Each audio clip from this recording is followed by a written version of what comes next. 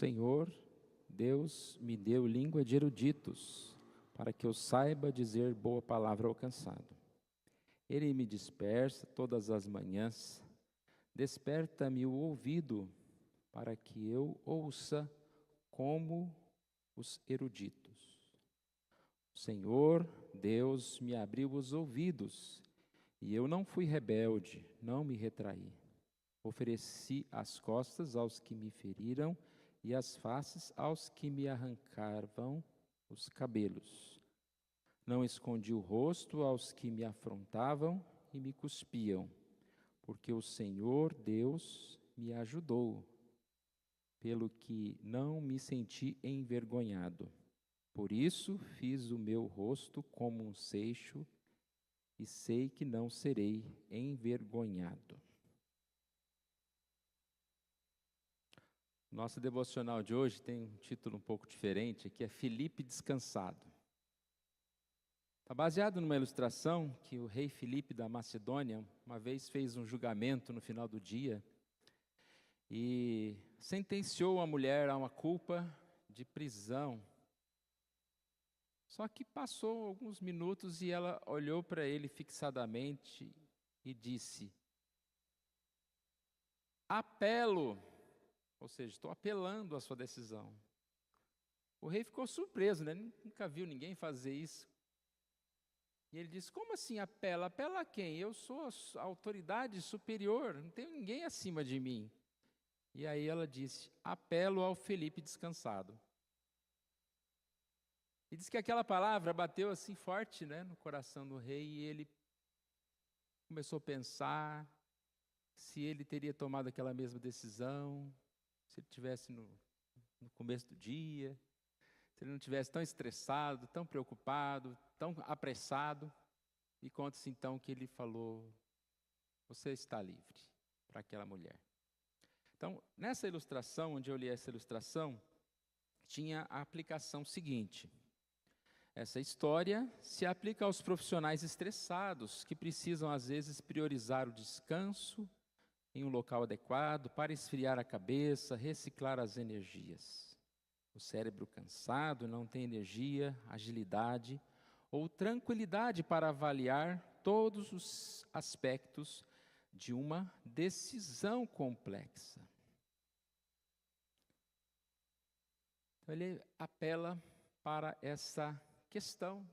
Todos nós, independente da profissão, dona de casa, né, professor, os profissionais, empregados, patrões, líderes de igreja, todos nós, se deixarmos levar pelas constantes atividades e as atividades que a gente arruma quando não tem atividade, nós começamos a viver uma vida emocional um pouco estressada, um pouco desequilibrada.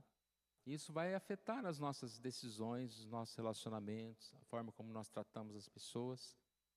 Então, realmente, é importante nós procurarmos esse tempo, procurarmos descanso para estarmos mais, digamos assim, emocionalmente, espiritualmente fortalecidos. E a gente percebe que cada vez mais as agendas estão lotadas, emocionalmente as pessoas estão alteradas, né? E muitas vezes quando a pessoa fala com você de forma agressiva, né, você até pensa: nossa, essa pessoa não gosta de mim. Não, mas essa pessoa está com outros problemas, né? E eu fui o culpado de aparecer na frente dela naquela hora. Não tem nada, não é assim, né, contra mim, contra você.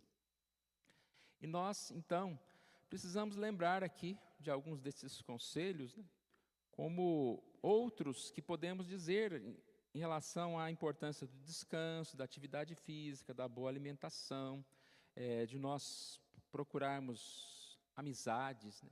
A questão das amizades cada vez está mais difícil a gente separar um tempo para amizade. A pandemia ela trouxe um aumento do isolamento e nós precisamos ter tempo para a igreja, né, para a gente estar aqui descansando.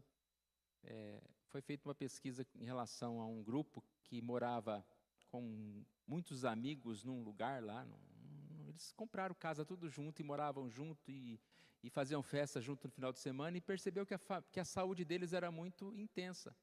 E curioso que eles nem tinham uma vida muito fisicamente, digamos assim, elogiável, né?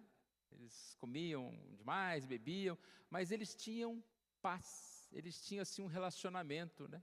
Embora é a paz do mundo, né? Mas tinham essa paz. Não sei também se eles eram cristãos.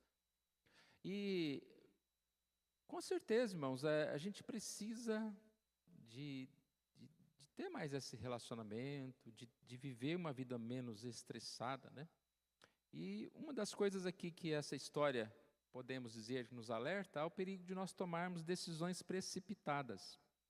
Decisão pela emoção, decisão, digamos assim, no esgotamento, né? E nós precisamos sempre ter aquela ideia de que certas decisões a gente precisa levar para casa, precisa não responder no momento e aguardar para que ela seja uma decisão acertada. E nós precisamos buscar a ajuda de Deus, porque só em Deus para recuperar as nossas forças. O mundo não vai mudar, as dificuldades estão aí, né? A Bíblia fala lá em Gênesis que a partir do pecado nós temos os cardos e abrolhos, né? Nós temos as dificuldades. Então, o trabalho é muito bom, mas o trabalho vai ter essas dificuldades. Não vai ser tudo certinho, não vai ser tudo bom o tempo todo. A vida em família é maravilhosa, mas nós teremos dificuldades. E assim por diante, né? As tarefas do dia a dia são cansativas e repetitivas. Então, nós precisamos muito dessa força do Senhor para que a gente esteja mais descansado, para que a gente possa tomar decisões sábias. E como nós estamos estudando aqui, decisões sábias não são tomadas pela emoção unicamente, né? A emoção faz parte de uma decisão, mas não somente a emoção. E nesse trato, né, com as pessoas, a Bíblia fala muito bem que nós podemos irar, mas não devemos pecar, não devemos consultar no coração o travesseiro, no travesseiro o coração e sossegar. Nós não podemos sair por aí despejando as preocupações, os problemas em todo mundo que a gente encontra.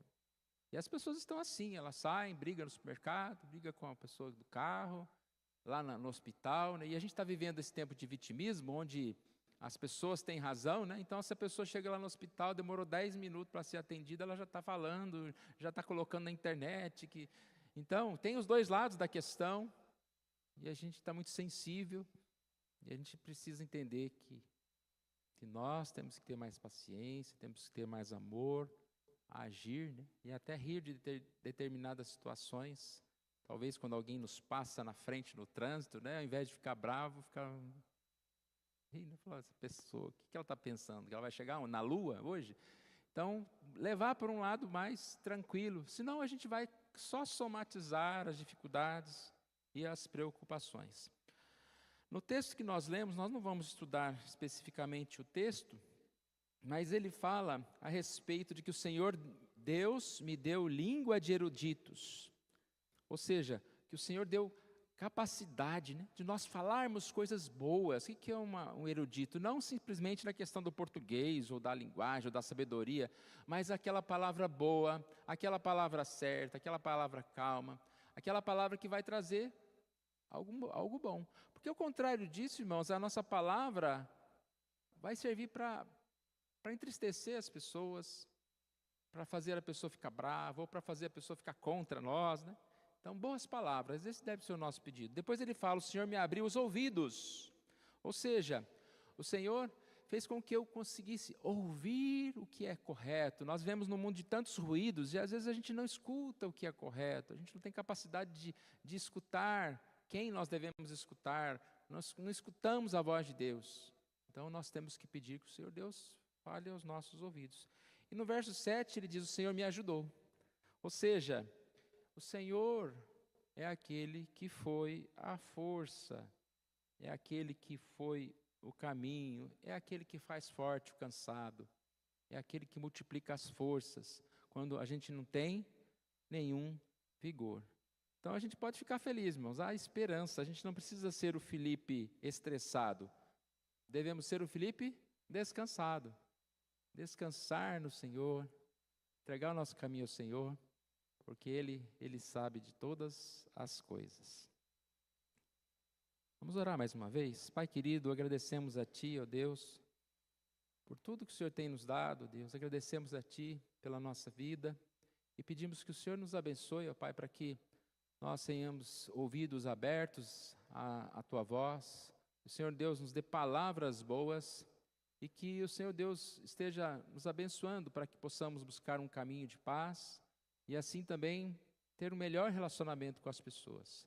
Perdoa os nossos pecados, nos ajude, ó Deus, e nos abençoe. Mais uma vez te pedimos que o Senhor nos abençoe neste dia. Oramos assim em nome de Jesus. Amém.